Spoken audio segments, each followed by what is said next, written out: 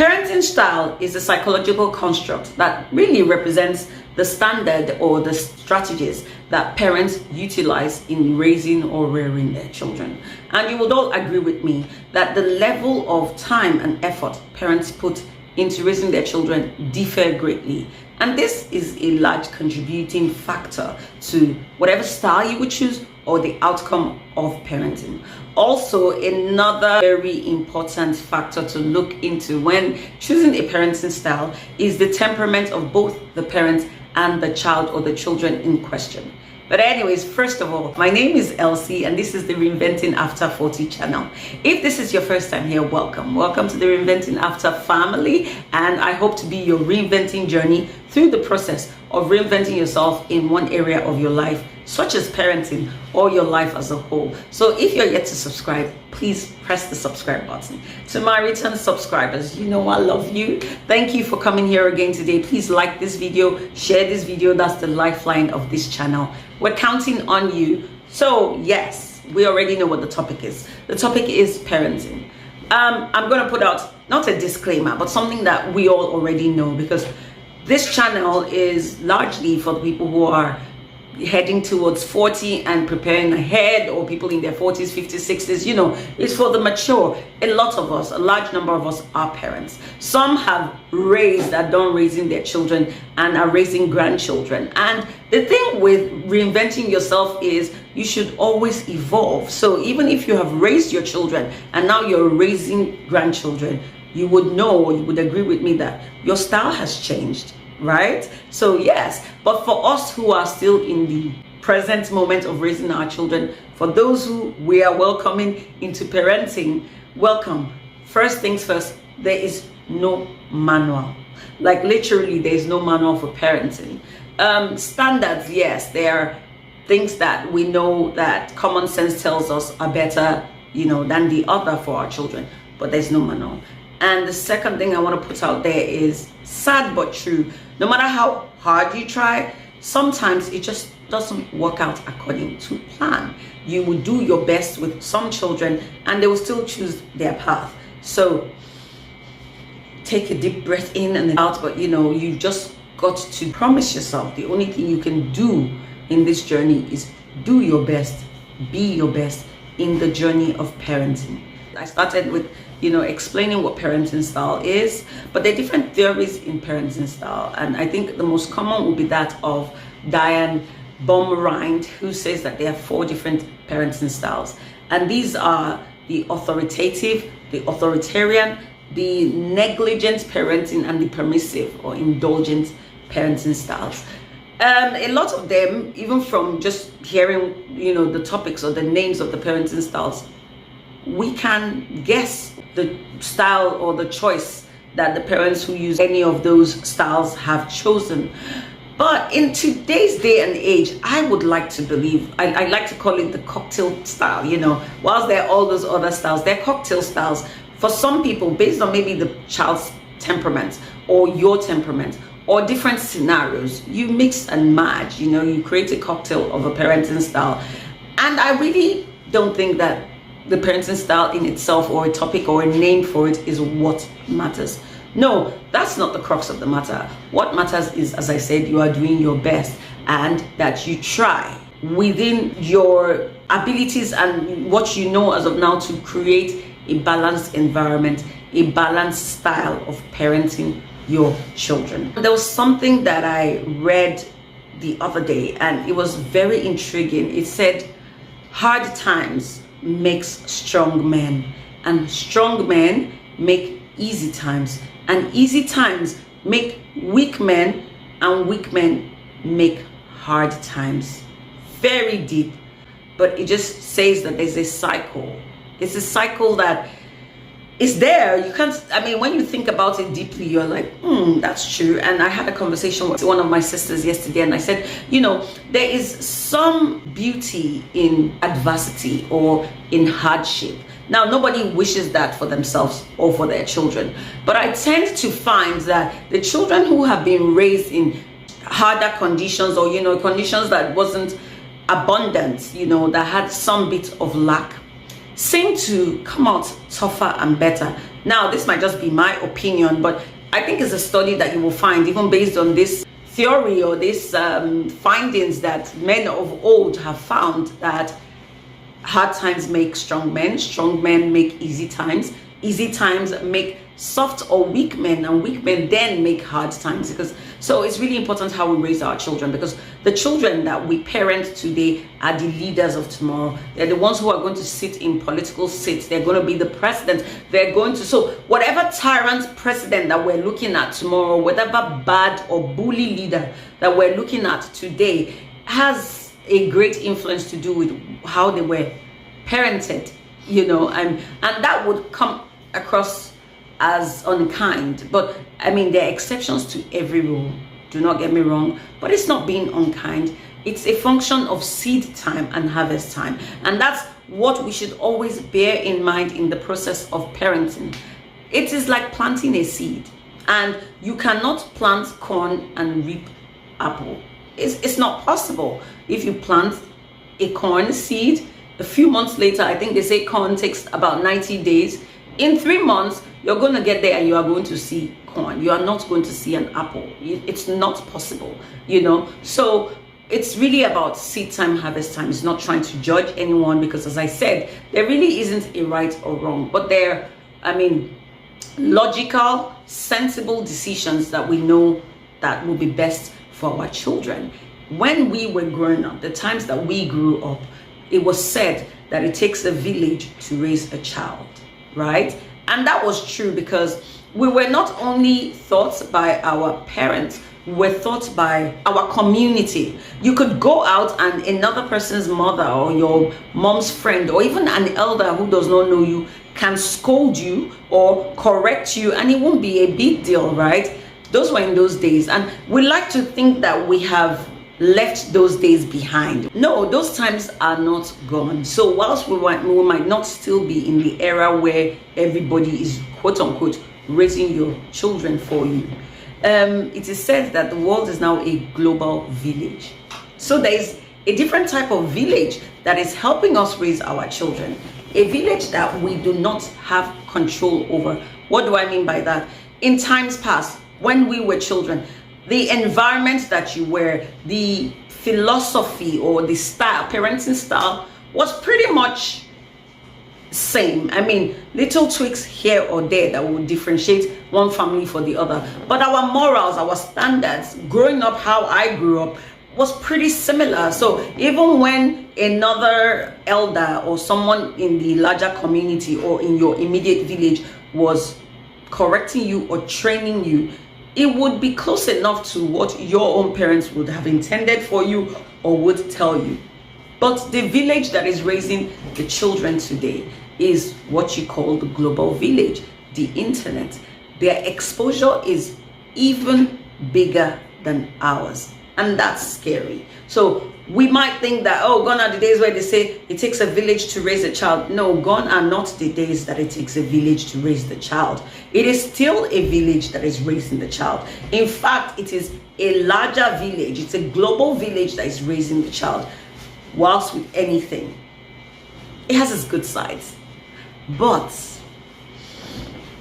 the bad sides are not good, so we need to be deliberate, we need to be involved, and we need to pay attention to our children.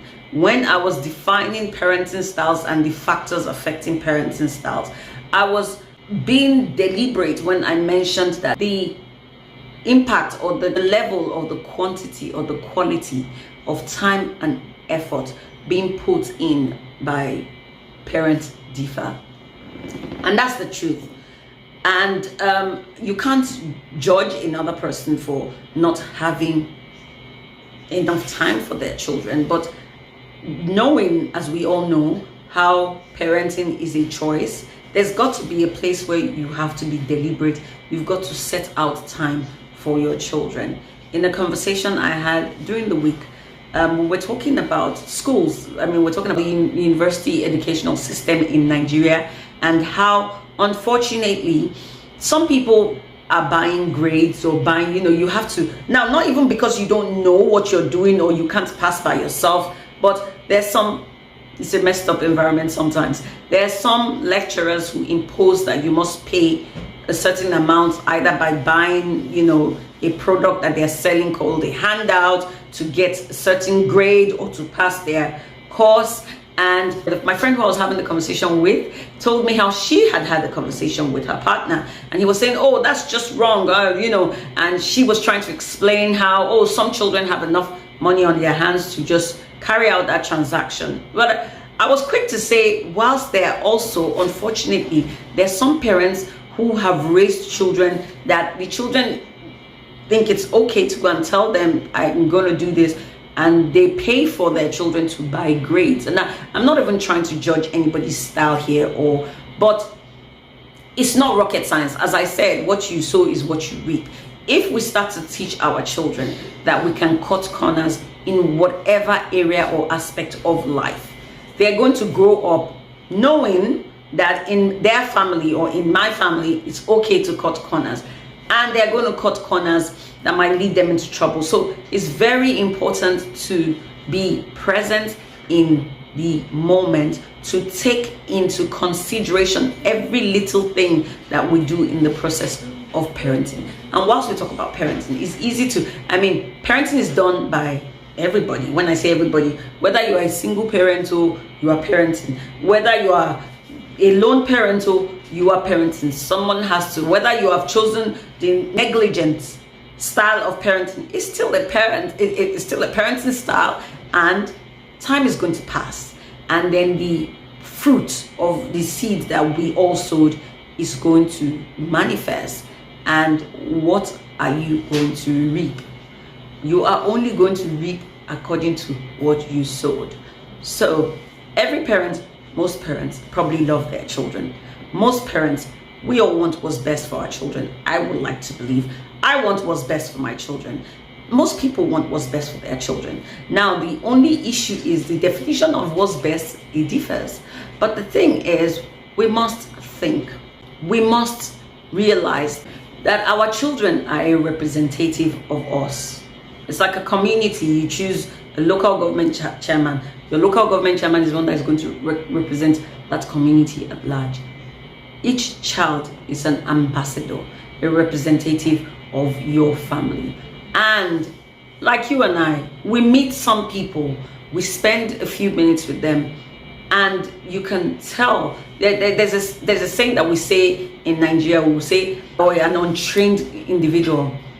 Now, because we're talking about adults here, and some people will meet them and just instantly know that this person is largely a product of not having been trained properly. Now, whilst some people might still, you would know, you can just tell these things. You can tell when you can even tell the ones that have been brought up properly but are discarding it or rebelling. If you're intuitive enough, you can tell the difference. So I think we need to go back to the system where we work hand in hand, we are involved, especially in the family, because one thing also I'm sure we all know, even in a family, parenting styles might be different. The way my brother might choose to raise his children, it would be different, or in fact, case in point, the way my brother or my brothers are raising their children, completely different from the way I'm raising my children, for many different reasons, for many different factors. For example, both of my brothers are happily married, so they are parenting together. I'm a single parent, so my style that I have chosen is a bit different, right? It's just different factors. The timing available, the effort, all these things differ. So even siblings can raise their children in very different ways. But bottom line is, let us be mindful. Let us remember that whatever it is that we choose, whatever style of parenting you choose, you are going to reap the fruit tomorrow. You are going to see that person representing your family. And I would ask, are you going to hide your face and say, oh my God, like we literally not want to say that's my child? Or are you going to be able to stick out your chest and beam and be like, yes, that's my child? Everybody wants that. Everybody wants to be able to raise their head or hold their head up high and say that's my child. But you can only do your best. You're going to give it your best. And then we need to also be aware and realize that the spiritual or the God factor is very important in this raising children matter. I am telling you, because the God factor is very important too. Whilst I'm quick to say, I'm personally of the opinion that there are some children that are born good. There's some children who you will find in the most toxic environments and they will bloom. There's some children that have no parenting, maybe they're orphans or they had to grow up in the system, and they will turn out good. But I'm not ready to leave that to chance. You are not ready to leave it to chance. So a good child is like a good seed planted in a good soil. You are blessed. You would reap a good harvest. Truth be told, there are some bad seeds that are planted in good soils. I don't want to go there, but yeah, so we're just learning, we're doing it as we go. You know that train a child in the way they will go, and when they are old, they would not depart from it. You're going to teach your children honesty. You're going to set boundaries. Children need boundaries. Boundaries is a very important, in short, we're going to talk about that a bit later in the video. Boundary is a very important aspect of raising children. But let's go into single parenting, because that in itself is, that should be a video by itself. I probably would still even maybe do an interview with a single parent. But so it's not rocket science that the work that two people should do when one person is doing it. It's an uphill struggle. Yeah. Now, some people wing it excellently. Like, they do it and you would meet the children later in life, as I said, representatives, and you would not know on the surface that they're children of single parenting. But the work that single parent would have had to do to get that outcome will be double, because be it the mother or be it the father who has to fill the shoes of mother and father. I know firsthand that single parenting is a journey. I always dove my hat for single parents. I do, because I walk the shoe and I know that that's a giant shoe to fill. And some will say, oh, well, it's your choice. You could have made the marriage work and all that kind of cool stuff. I'm not even going to say you're judging, because there's some fact in that sometimes. But there's some people who have become single parents by the loss of a loved one. Are you going to judge them too? Are you going to ask them, oh, why did you let your spouse die? So, that's just very redundant line of thought. But hey, everyone is permitted to an opinion. It's your opinion. But you see, the thing about single parenting, as I said, I dove hard to them, is you have to have, or you have to be able to marry your masculine energy and your feminine energy. And you would be better if you do not drop any of the balls. Now, the thing with us as individuals and our temperaments is, I'm not sure or certain that there's any individual who can balance the feminine energy and the masculine energy equally. I think it's impossible. One, because we have dominant traits in us. So one would always, outweigh the other. And I tend to find that for most single parents, female single parents, over time, they start to exude a more masculine energy, because they are having to be the man, and the masculine energy is a stronger energy than the feminine energy. So it's, after a while, begins to seem like it has stifled their femininity or their feminine energy. But as a mother, you will still cuddle your child and all of that. But the thinking capacity of you, because life is bigger than a cuddle. Life is, there are bills that needs to be paid. They need to go to school. They grow so fast. Their clothes are changing. If your children are like mine, their appetites are monstrous, very scary. All those things demand that you wear your masculine energy. You find ways to make it work for a lot of people. So you're a single parent and you have a job, a 9-to-5 that takes you about, or a business that is very demanding, and you know that your time, you're not able to give as much time as you should, which already is a delicate situation, because there isn't a partner to balance it out for you. you must ensure that you have quality assistance or quality support system, because otherwise something is going to suffer.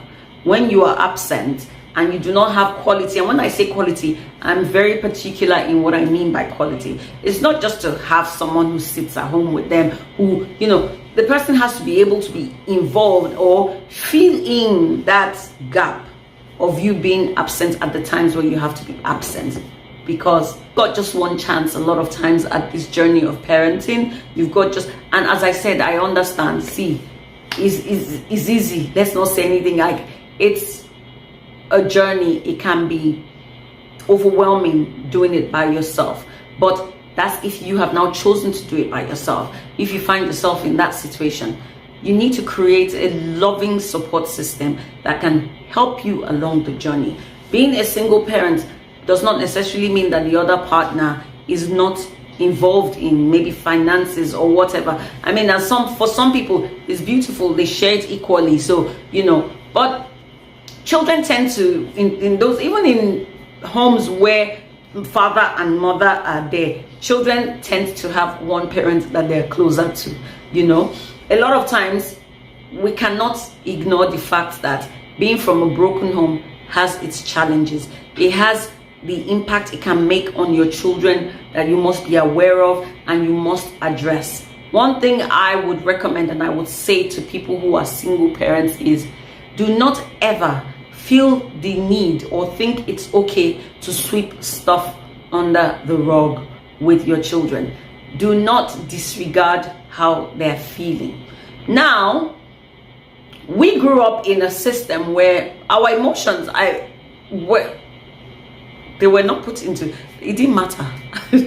Our emotions didn't matter. You just toed the line. We lived in some form of reverential fear of our parents, be it your mother or your dad. And I at no point in time did they even put your emotions into consideration. And you would say, or sometimes it would seem like, oh, that system worked. Yes, maybe it did, but times have changed. And one thing that we all must do or strive to do is realize that we must evolve. We must reinvent with the times, because otherwise it's just going to pass you by. And you don't want to do it with your children, because it's really just that one chance or that one opportunity that you have. There's a reason why they call it formative years. That is the time frame in which you can impress or instill values in a child. Now, there are a few good human beings out there who can reinvent themselves by themselves. A Yoruba adage says, "Omotomba bire atunre bini," which means that a child that they have trained right or given birth to will do a rebirth of themselves, right? But not everyone does that, or not everyone does that quickly, which is, the process that we're going through. The rebirth is a reinvention, which is what this channel is about, a reinventing of your processes, a checking and analyzing where you're lagging behind to raise the bar, or where you've never really gotten it right and you want to try to get it right, and different kind of stuff. And this really and truly does come into play when it comes to parenting. So the journey of single parenting is one journey that I wrote a book on. Pretty much, the book is called The Phenomenal Single Mom, just chronicling my journey on the single parenting, because my journey is very interesting. So I was a single parent, and then I got married, and then I became a single parent again. So I like to say that I have the perspective of both. I've been on both sides of the equation. And topic for another day, I've loved to a large extent my single parenting journey. Believe it or not, there are pros to a single parenting journey. Whilst there are a lot of cons to it, there are pros and cons to everything. But I find, or I've been in situations where I see that they're in a dual parenting family, the parenting styles of mother and father do not align. So the children have now learned to play the parents against each other, and that in itself is destructive in another way. But when you are a single parent, to a large extent, it's your parenting style that sticks. That's the style, the rule that applies in the home. Hopefully, the parenting style makes sense, because that's the only way that this is going to be a pro. You get it? If your parenting style is the negligent one or the indulging one, at all, it becomes a con. You realize that the journey of single parenting is not a walk in the park. You have to, one person has to double up. You cannot be caught slacking. If you choose a negligent parenting style, you're on your own, literally, because you're going to, there's nobody balancing it out. You have to be responsible. You have to be deliberate. One thing I find that goes with a lot of, I don't know if it's African, and not all, of course, but one thing I find with a lot of single parents is they put their back into it, because if you are like me, we don't want a situation where our children will go out tomorrow and they will be faulted and it will be like, oh well, it was just her mother that raised her. So sometimes we put that pressure on ourselves to go the extra mile, to raise wholesome children, to make sure that our children go out there and be an example, and let them understand that coming from a single parent, that's the challenge I would like to challenge single parents today, is make sure that you put in the effort to raising that child, that when they go out there, it would literally be like, you mean it was just your mom, or you mean it was just your dad that raised you? People will be impressed. In short, it would literally make them envious and be like, I want a situation where you go out, your children do stuff, and some people who are couples or married will be like, if I was even raising this child alone, I knew I would have done better. Now, that's not a very Christian thing, but yes, that's the sort of thing that the sort of effort I try to put into raising my children. But it is not a day's job. Remember, you are doing the job or the work that two people were supposed to do. God never makes mistakes. There's no excuse for being, whatever is situation or circumstance that made you find yourself in that situation. Well, you embrace it. You wear your big girl's pants or your big boy's pants and you hit the ground running, and you must realize that you need to put more into the effort of parenting your children. One thing I would say about parenting, and I think I mentioned it earlier on, is that balance. The balance of being mommy or being daddy in the single parenting is very important. The balance of knowing when to be strict or when to put your foot down, and when you can be relaxed and sometimes let them have a win or have their way. It's about balance. And another thing with single parenting is you must realize that you need to carry your children along. These children are aware. You need to dialogue with your children. It's important to know what is going on in their heads. It's important to know how this situation and circumstance has affected them or is affecting them. As I said, one thing that should not be done with any form of parenting is sweeping something or anything under the carpet. But more so in a single parenting home, you do not want to sweep anything under the rug. You want to be open with them. You want to be open with them. You want to be vulnerable with your children in any situation. But remember, we're talking about single parenting right now. But another thing that you want to be careful of doing is you do not want to put the burden or any burden on your children to feel, because I see this a lot. I see situations where the children are burdened, or especially maybe if it's male children and they want to fill the role of the husband for their mothers, or they want to do not burden your child with your mess.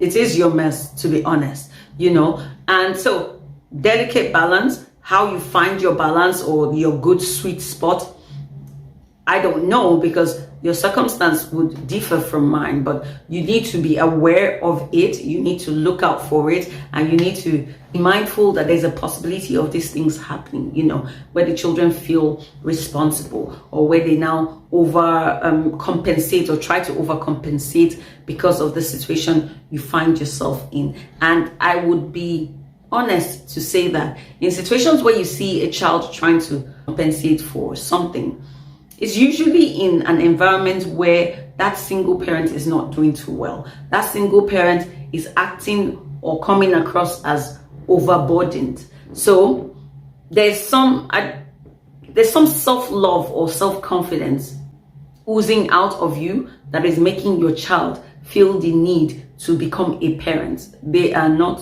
parents. They are children. They are growing up, and you should let them grow up as children. So if you have found you need to, because the process of being a single parent or coming into single parenting, I've not seen a lot that are pleasant scenarios that get you there. Whilst there's some people who decide, you know what, I'm just gonna go. I think I can afford to be a mother. I'm of age. I'm just either going to go and adopt, or I would have my own child. Yeah, but that's not, a large number of how single parenting comes about. Some people is from a pregnancy that was unplanned. For some people, it's for a marriage that didn't work out. For a lot of people, it's for the loss of a spouse. So for those people who I've just described, they are thrown into it. It's a bit of an unpleasant road that has led you there. So you are affected.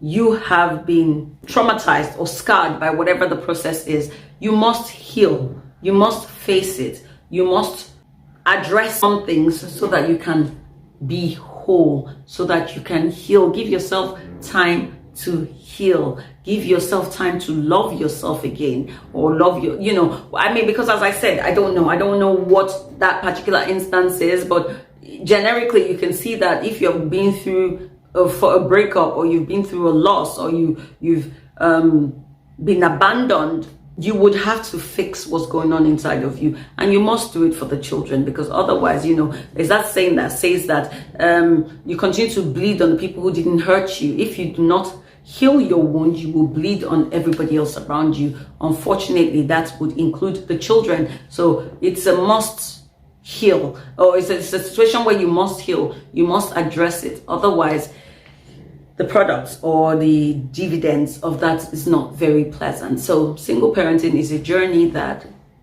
I think it can be beautiful when you find the sweet spot with your children, when you come to a place where you love and embrace yourself. I know people who have become single parents or are single parents, and for the life of them, they would not trade it for anything else in the world. They're just happy to go through that with their children, loving it. Whilst I know some people who are single parents, but because they have not dealt with whatever, they feel that they can only find fulfillment or their satisfaction or completeness till they won't find it till they remarry, or till they're with somebody else. That is a problem, because if you don't deal with that issue, if you don't deal with that mindset, you are honestly going to be a problem to the person that you marry or the person that you connect with, because that's a needy perspective. That's a very unwholesome way of thinking. Now, I'm not saying that you should not want to be in a relationship. I'm not saying that you shouldn't remarry, but you should not see it as the only way that you can feel fulfilled or you can feel complete. You should be complete in yourself. I said to a friend the other day, I said, you see, these children I give birth to, I will give them my best. I will do my best for them, but I am me. I have to live my life. I have to be happy for myself, in myself, to honestly even be able to offer. I wasn't always like this. I didn't always think there's a reason why I'm on the path of reinventing, and I thought, oh, let's put it out there. It's because I wasn't always whole, and I had to find my way from being a broken person, from different experiences of life, to beginning to rediscover myself. Now, a lot of people might not understand that, because I've always had a strong personality. So I've always come across as a strong person. But you can be strong and broken, or you can be brokenly strong, or whatever it is that you want to call it. So yeah, whether it's strong and broken or soft and broken, broken is broken. Broken is not a good place to be for you as a parent, or from the place of raising a child or parenting. So we want to fix what's broken. They say if it's not broken, don't fix it, which means that if it is broken, please do fix it. So yes, we want to look at it first from the perspective of self-love. We should love ourselves enough to want to fix what's broken, whether it came from your relationship falling apart or whatever. Because whilst I'm discussing this from the perspective of single parenting, there are people who are married, who are co-parenting, or in marriages, who are also broken, and we don't want to raise children from the place of brokenness, because the truth is it is near impossible for a broken person to raise a wholesome child. Not impossible, but it just makes it, of course, a whole lot more harder. And for your sake, for their sake, we should work on fixing ourselves and making ourselves whole. And that's all I'm saying on that. Now let's return back to the parenting styles that brought us into this. I don't even know how I got into single parenting, but let's talk about parenting styles as analyzed by Diana Baumrind, the psychologist, who says that there are 4 different parenting styles, or her theory is that there are 4 different parenting styles. And she has based this on the fact that parenting styles can be categorized from 2 different dimensions. These dimensions are, the first being demandingness. This dimension of demandingness refers to the extent to which parents control their children's behaviors or demand their maturity. And the other dimension is called the responsiveness dimension. This is the extent to which parents are sensitive to the emotional and developmental needs of their children. And basically, she's saying that these are the 2 yardsticks. Obviously, both dimensions have the high categories and high and low, and flow from the flow chart, which I think you're looking at right now. So basically, what are the 4 types of parenting styles? The first one is the authoritative. This is said to be the best parenting style for the most part. This operates on high demandingness and high responsiveness. This is where the parents have high expectations of their children for maturity and academic excellence, or just generally high expectations. But it is also married with them being highly responsible to the emotional needs of their children, their children's sensitivities and needs. So this is, well, I would say a nice balance from which you have high expectations for maturity and excellence, and they are also well able to communicate effectively with these children or carry them along. The parents are said to set rules and enforce boundaries through open discussions and by guidance using reasoning. What this means is, for every action that the parents take, there is a dialogue, there's an explanation and a reasoning given to the children. And what this does is it creates a heightened sense of awareness within these children, which helps them develop high morals, high values, and set goals. It's a no-brainer to say that the children who are raised in this household tend to have higher self-esteem. They are happy and content. They obviously perform very well academically. They're high academic performers. They are more socially grounded in their society. They are securely attached within the society. They tend to blossom, to say the least. They have lower tendencies, if any at all, of violent behaviors, and they are more independent. Basically, it's like, go authoritative parents. This style is said to also be known as the democratic parenting style. It's a bi-communication, as in 2-way street of communication, where the children are able to also express themselves to their parents. I mean, sounds like a win-win. It's a brilliant way to parent. Now let's go on to the second type of parenting style, the authoritarian parenting style. This on the spectrum is high demandingness but low responsiveness. And even though it sounds similar to the authoritative, they are very different. I think the only thing they have in common, they're different in style, in belief, and really in everything, aside from the fact that they have high expectations. They both have high expectations of maturity and productivity of their children. But unlike the authoritative, the authoritarian is not, it's a one-way communicational stream there. The children are coerced and forced. The household is run by strict discipline and enforcement of boundaries with very, very stringent measures. It is a household that has parents who are completely unresponsive to the needs of their children. In short, it's a household without a heart. These parents use the excuse of toughening their children up by, not showing any kind of love or being emotionally responsive to their children's needs.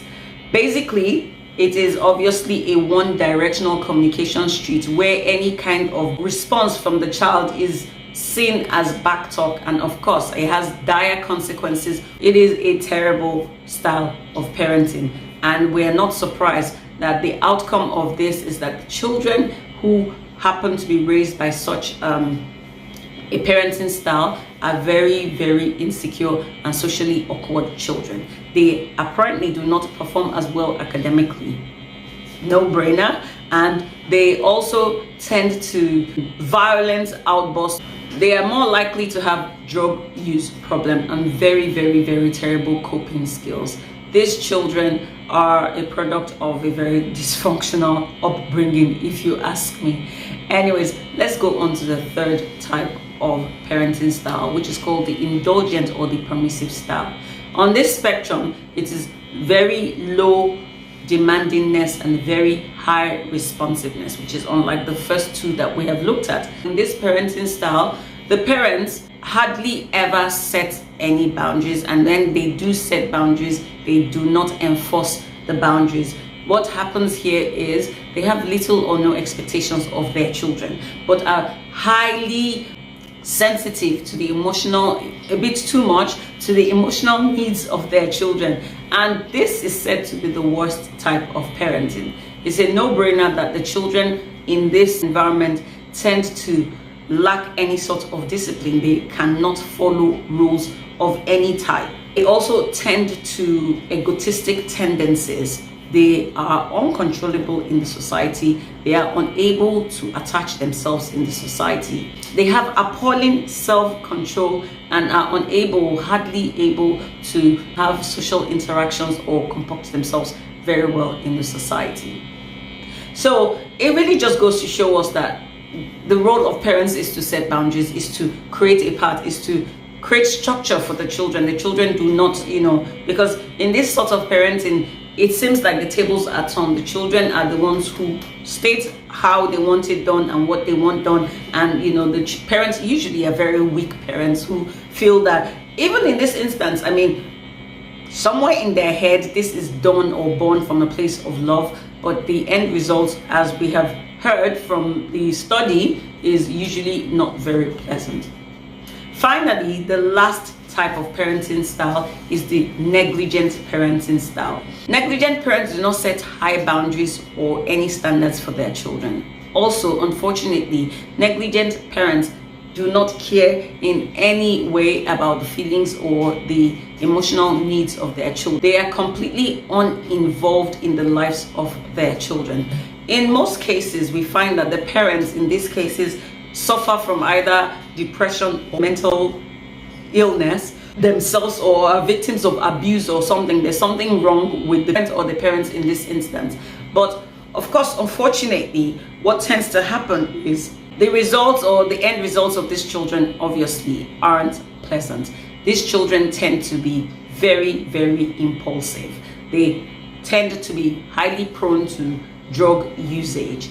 They are usually also known to lack self-regulatory emotions. A lot of them wind up being victims themselves of either mental illnesses or abuses based on the situations and circumstances that they throw themselves in. They are victims of abuse or whatnot. Nothing pretty in these scenarios. It is a no-brainer after we have combed through the 4 types of parenting style that the victor, the winner, is the authoritative parenting, where it's a two-way street. These parents care about the needs of their children, emotional stability of their children, whilst they make demands of their children, which is what we're supposed to do. They set standards and they expect the children to be able to deliver on this, whilst every other parenting style is lacking. It just really goes to buttress the importance of responsiveness, or how we respond to our children. It shows that we are supposed to be, because when you think about it all, really, what is the role of a parent? A parent is supposed to provide for these children. We're supposed to be first their protector, protect them from the ills of the society, protect them from harm. We're supposed to provide at least food, shelter, and clothing for them. Let me stop there and buttress on this. What is expected of a parent is for a parent to provide adequate food, shelter, and clothing for the children. Now, I'm not saying that it's a no-no when people give their children excesses or whatever, but those are not needs, they become wants. And sometimes detrimental, as we have seen in the cases of maybe the indulgent parents where the children get everything that they want. Anyways, that was an aside. So we're supposed to provide for them. We're supposed to give them an education. We're supposed to guide them morally. Now, that is also something that we're going to stay here. By guiding them, guidance and moral upbringing is where boundaries come in. So for us to be able to guide children, because this is what really this parenting style has taught us, going through all of that, we have seen that boundaries are essential. But first, let's define what are boundaries, or what is a boundary. Boundaries can be said to be a line you draw around yourself where it indicates where you stop and where your child begins. Boundaries are it's a very, gosh, this is a delicate subject, because I mean, we all use the word, we prance the word boundaries around. We believe that it is essential, but enforcing, setting boundaries is one thing and enforcing boundaries is another. And I'm going to tell you this today, it's whilst it is one thing to even set boundaries, we must understand that it's as if our children are wired to push our boundaries. Like, that's literally what they were made for. But whilst children push boundaries, they push boundaries to know, how much, leeway they get and how much they can get away with. It is our duty as parents to let them know that when that line is crossed, there are consequences. And what this does is it starts to teach them how to conform to rules in the real world. So even if you thought, oh, well, I'm simple, I'm transparent, I want to be close to my child, all well and good and beautiful. But when you teach children boundaries, you're teaching them how to deal in the real world, that there are rules and rules should not be broken because there are penalties to rules being broken. This is the part where enforcing of rules and boundaries come into place. It is utterly important to enforce rules. So therefore, you cannot be sentimental about boundaries. You always have to be practical and logical about boundaries. You must realizing that there are two boxes, the box or the sides or two sides. This is where you begin and this is where your child begins, and there's that line in between. And there must be open communication. When you're setting boundaries, there has to be open communication between you and your children or your child. They need to understand the boundaries, why the boundaries are set, and the consequences of breaking those boundaries. It's funny because I found with this study, and I found that I was a victim of a few of it, that we parents are actually also guilty of breaking the boundaries that we set ourselves a lot of times unknowingly. And I'm sure that every parent from a place of love, we have broken the boundaries ourselves, which is why I said one has to be very intentional about boundaries, setting boundaries and keeping to them. And there are different reasons why we as parents sometimes, or a lot of times, break the boundaries that we set for our children. And I think the first one, or the first reason that we do unconsciously, will be the over-functioning for our children.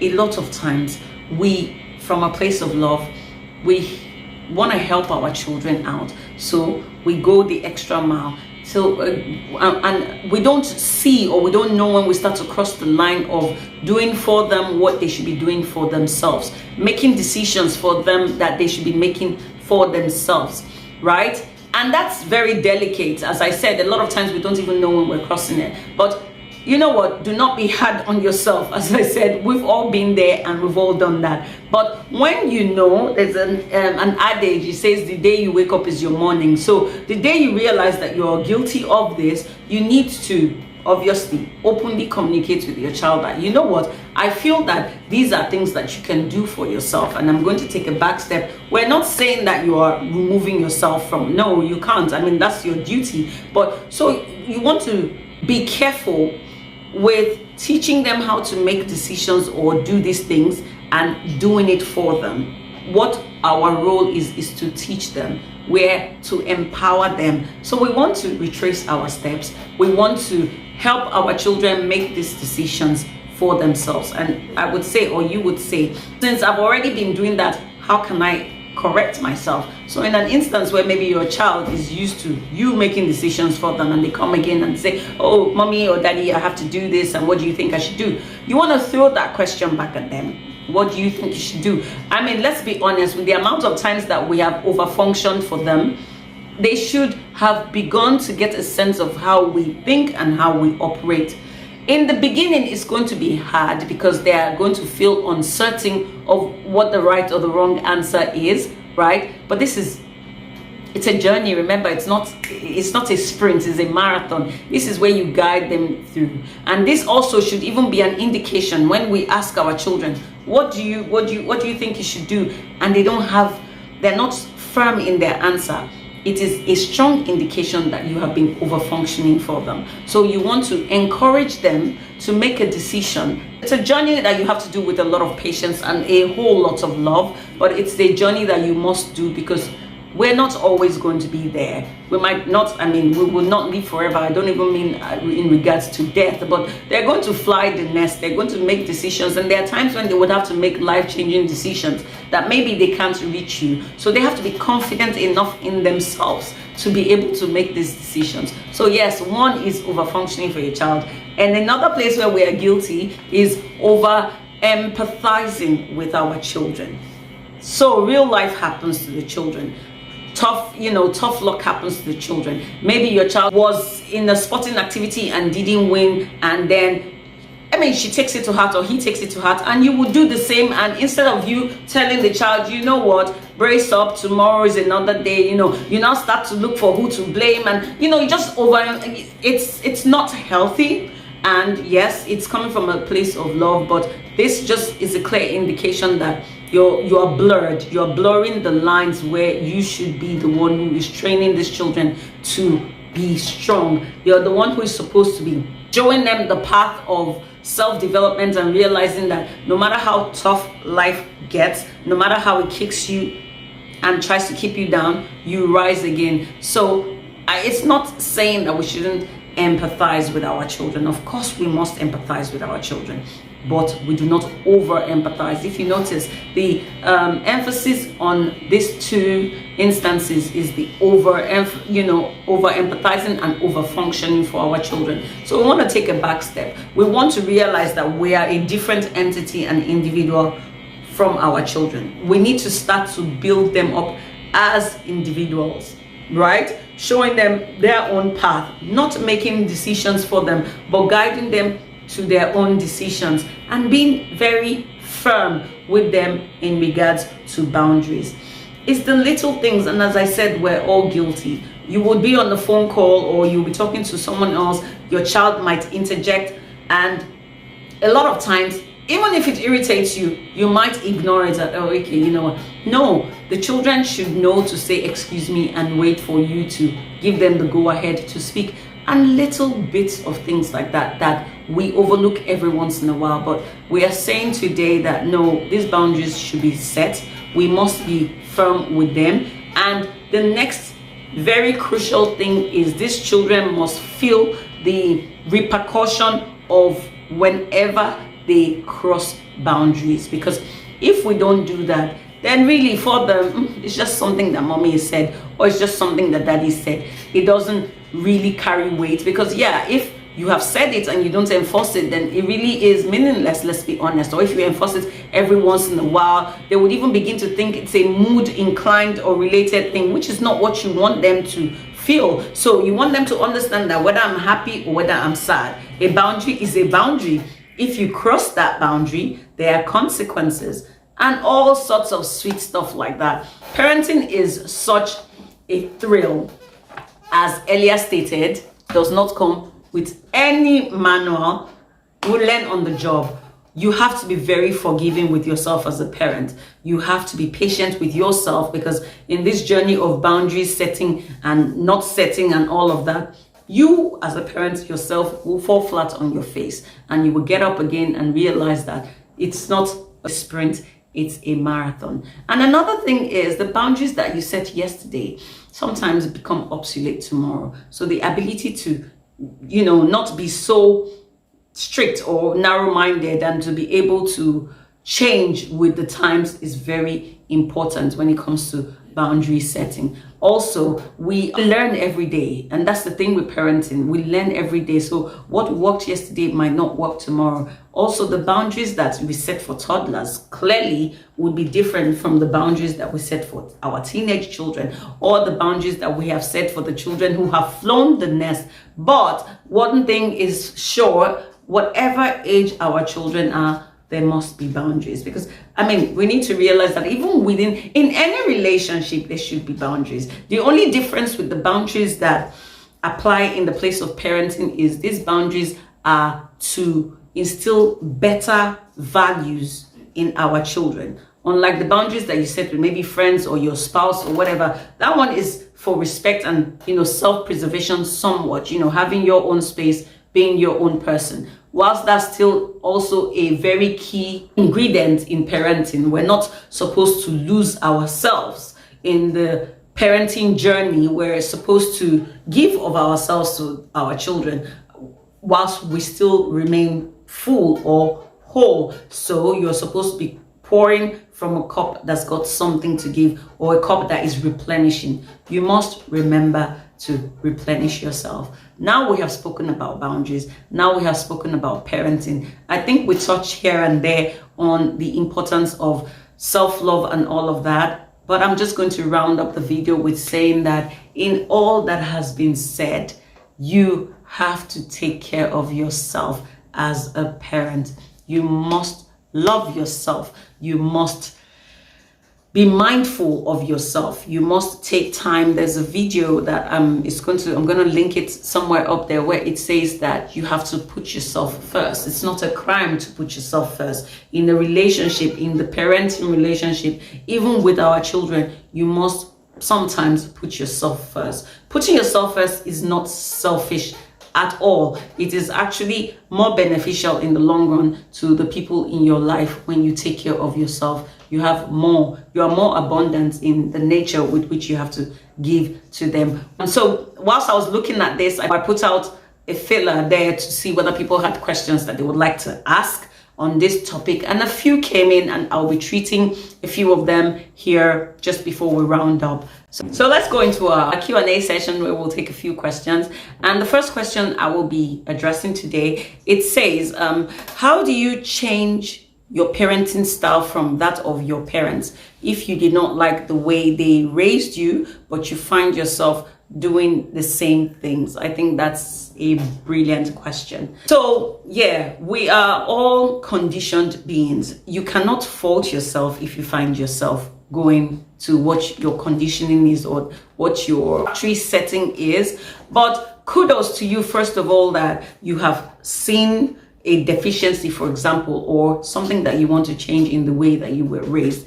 And I would say one thing you need to do is just be consistent. You need to first be mindful. You always have to think through whatever it is, say for setting boundaries or in the process of raising your children. Fortunately, unfortunately for you, you have to be always present in the moment so that you can always catch yourself when you're doing what it is that is similar to what your parents did, which obviously it's a no-brainer to see that or say that you're not very comfortable or you didn't like parenting style. So you must be present in the moment when you are, training your own children, because it would maybe sometimes rear its head because that's how you are set. So it's when you are present that you can catch yourself out on, oh, they did this, I don't want to do this. So yes, I think the answer is mindfulness, being present in the moment.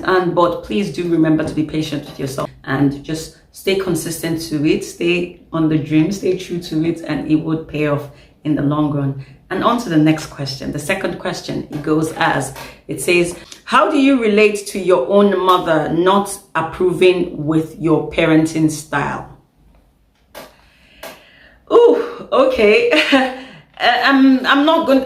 First of all, I would say that it shouldn't be too surprising that your parents will not, our parents will not necessarily approve of some of our parenting styles, because they're from a different generation. They're from when things were much simpler, I must say. Because if you remember at the beginning of this video, I said the way we were raised was so much simpler. I mean, there were not a lot of considerations that our parents gave us, let's be honest. If we look back at it, there were a lot of households were halfway authoritarian, while some, with a mix of authoritative. You weren't always able to have a voice or express your own, feelings or emotions. Your emotions were not a part of it. Nobody was considering your emotions. But that being said, of course, that can't necessarily be how everybody was raised. First of all, you're going to try to make her understand that it's a choice that you have taken, because if you have done that, you have tried to make her understand and asked her to respect the decision, and maybe she's still obviously showing her disapproval, unfortunately, you're going to have to maybe love her from a distance. And what do I mean by this? You do not want your children being confused by the fact that you are trying to instill a value, and anytime your own mother is around, she's contradicting your value. That brings a bit of a confused environment or atmosphere for your children. So you find a way to, relate to your mom from a distance. And when I say from a distance, I'm not saying that you banish your mom. No, you might want to, if you have tried to get her to understand that this is your choice, how you want to raise your children. And as I said, she's obviously disapproving, because it's one thing to disapprove of someone's parenting style, and it's another thing for it to be obvious. So if this is just a case where she has told you, oh, I don't approve, oh well,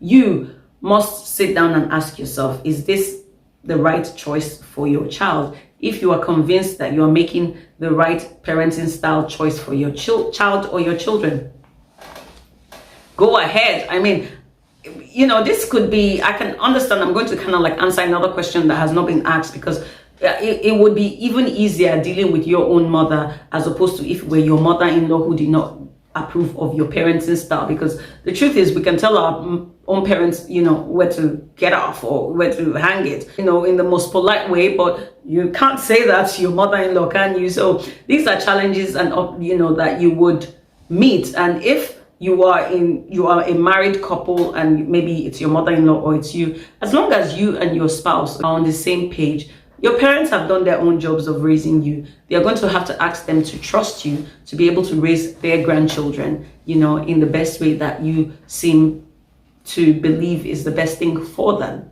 Yeah. On to the other question. This question says, how do you set boundaries? Okay, I think we kind of must have answered that somewhere in the last segment of this video, but I'll just do a quick recap. First of all, you have to set clear and direct, rules. The boundaries are rules, obviously. So the rules that you're setting, you have to make them clear and direct. That's the first thing.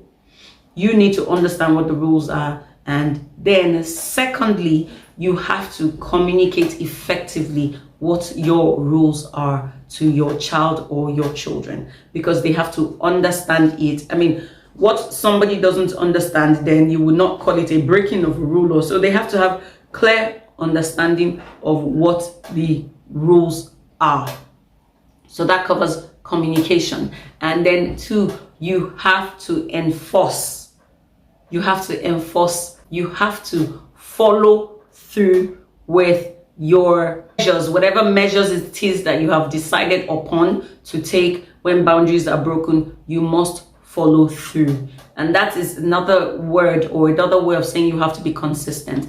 And it's not always easy. Sometimes we're just lazy. Sometimes we can't be bothered, but you must follow through. And you also must be committed. You yourself, you must be committed to the journey of this setting rules and enforcing, boundaries with your children. They're different parenting styles, but I would like to say that you take it from the end. You create a picture of what you want for your children. You create a picture of the values you want to instill in your children, how you want them to turn out, and then you kind of like backtrack and look for the best methods, the best ways to enforce or instill those morals and values in them. That's really what upbringing is. It's training your children, is instilling values in them. So you want to have a clear picture. You want to have a goal, first of all, of how you would like your household to be, what sort of representative you would like your children to be, and then you backtrack and then create pathways to how you feel that you can achieve that. I mean, and I hope that I answered those questions. Anyways, we've come to the end of today. It's been a lovely long session. If you have not subscribed, because I do not believe that anybody would have gone through this, and not subscribed, but just in case you forgot to subscribe, please click on the subscribe button. Please do like this video, comment, share, and let's just put it out there as we reinvent ourselves as better parents and, just do a whole reinventing journey together. I remain your reinventing buddy, Elsie. Love and light to you. Bye for now. Thank you.